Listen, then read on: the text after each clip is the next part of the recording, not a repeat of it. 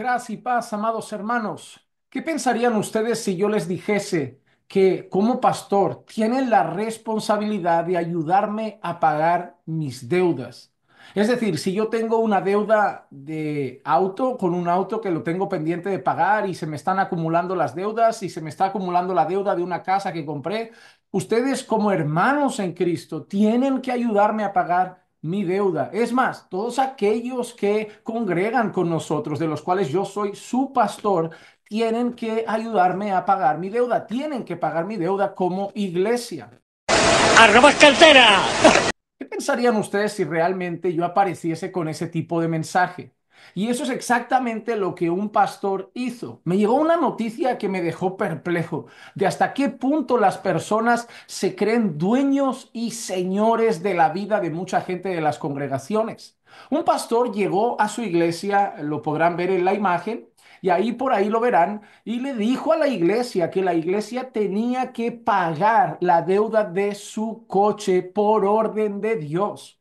Sigan pecando, sigan pecando, sigan pecando.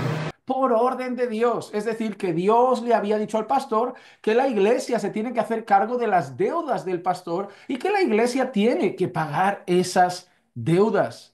Cuando uno ve esas cosas, lo más triste es que estoy convencido, estoy seguro que muchas personas son movidas a pagar esas deudas, que muchas personas son movidas a tener que dar ese dinero extra, un dinero aparte seguramente que de sus ofrendas, y seguramente en esas congregaciones el diezmo es obligatorio, pactos, primicias, deben haber cosas de estas de siembra y cosecha.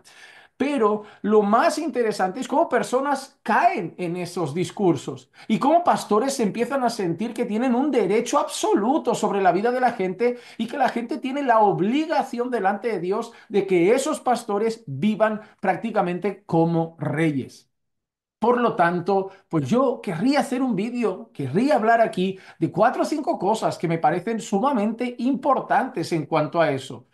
Número uno, la Biblia habla de las deudas y enseña al cristiano a huir de las deudas. Es decir, nosotros vemos pasajes de la Escritura donde dice que aquel que pide un dinero prestado, aquel que obtiene una deuda, se vuelve esclavo de su acreedor, se vuelve esclavo de aquel que le da el dinero. Es una expresión muy fuerte, ¿no? Es una expresión que da a entender que si tú, por ejemplo, has pedido una deuda, que si tú, por ejemplo, has pedido un crédito, estás pagando un crédito y te empiezas a endeudar, te vuelves como un esclavo de esa persona a la que le debes.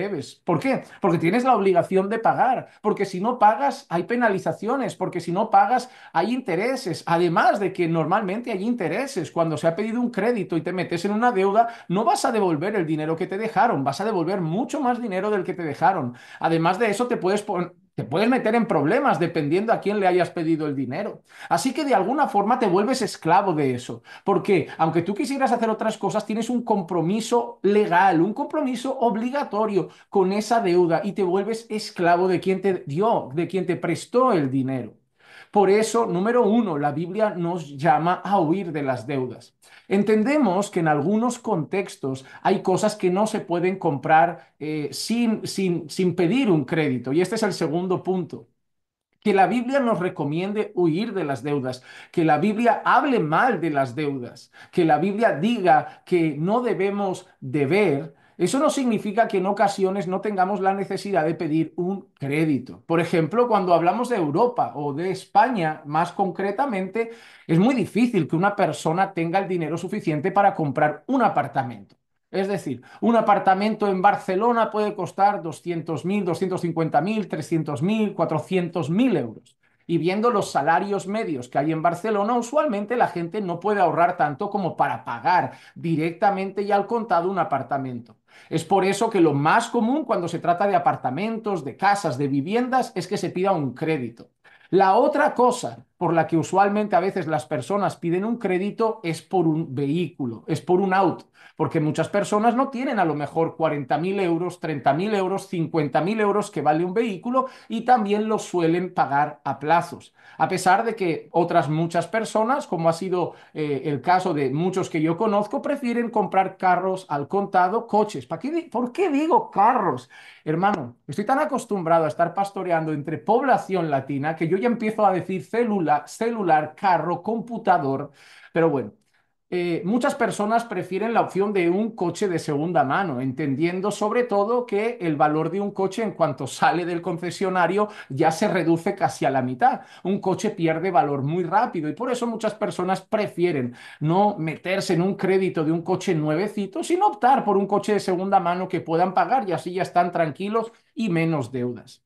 Sin embargo, hay gente que compra un teléfono endeudado, compra billetes de avión endeudado, compra el coche endeudado, compra la nevera endeudado, compra el congelador endeudado, compra el horno endeudado, compra el lavavajillas endeudado, compra los muebles de casa endeudados. Y cuando te das cuenta, esa persona tiene un sueldo, pero al final de mes hace ¡fum! Y se va todo. ¿Qué pasó? Bueno, es el microondas, la nevera, el iPhone, el coche, la casa, ta, ta, ta, ta, ta. Y ahí sí se han vuelto un esclavo. Por eso, cuando se trata de deudas, los creyentes debemos evitarlas. Los creyentes debemos huir de las deudas y debemos ser sabios y buenos administradores y tener cuidado con nuestro corazón que muchas veces está movido a la codicia, a la codicia.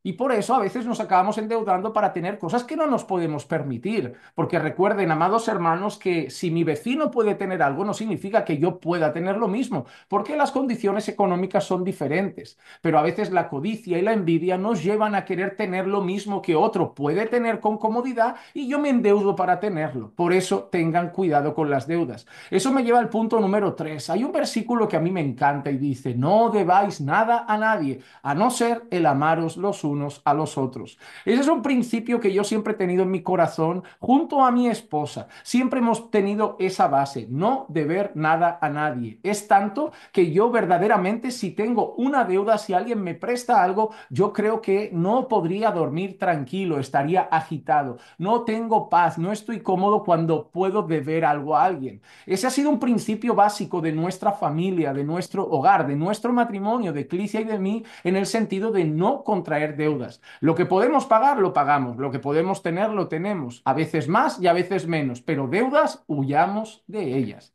Ahora, punto número 4, en cuanto al pastor.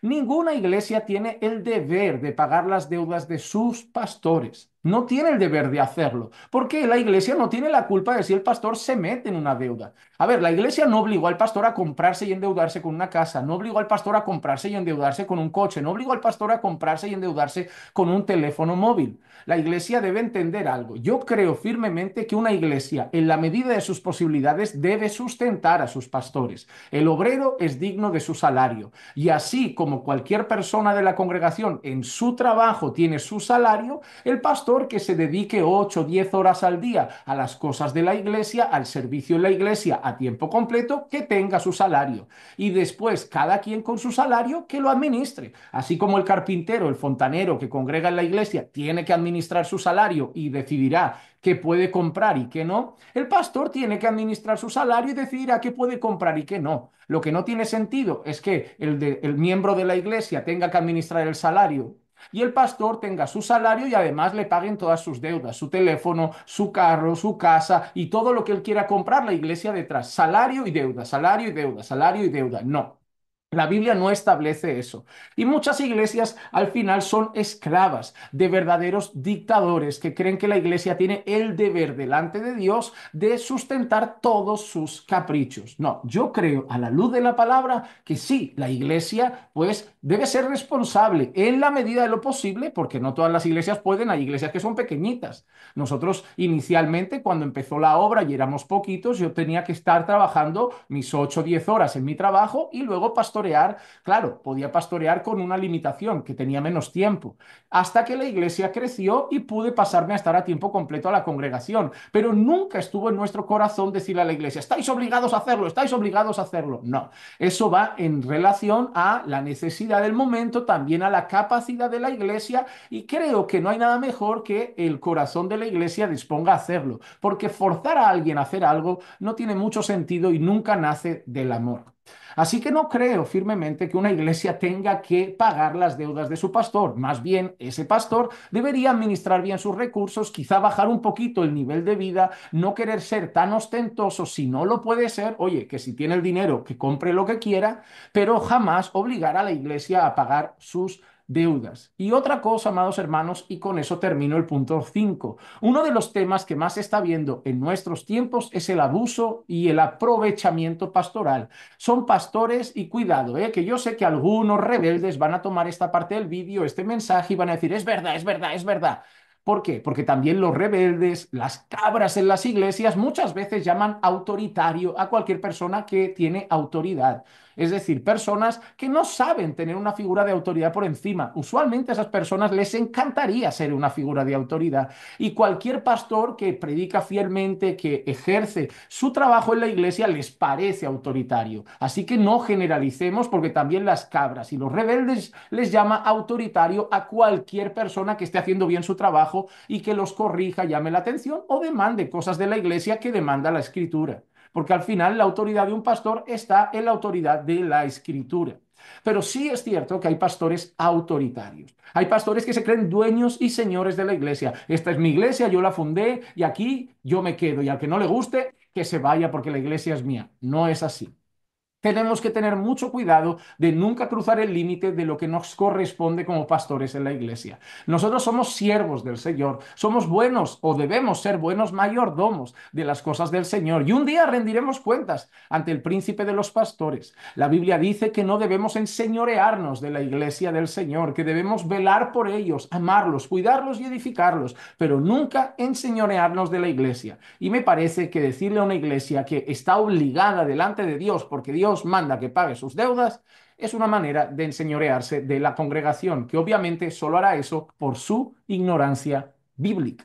Espero que este vídeo les sirva y como siempre me puedan ayudar a compartirlo con más y más y más y más y más personas. Comenten aquí abajo, ¿qué les parece a ustedes? ¿Una iglesia tiene la obligación de pagar las deudas de su pastor? Comenten, comenten, comenten. Que la gracia y la paz de nuestro Señor Jesucristo sea con todos ustedes siempre. Y recuerden que los amamos en el Señor.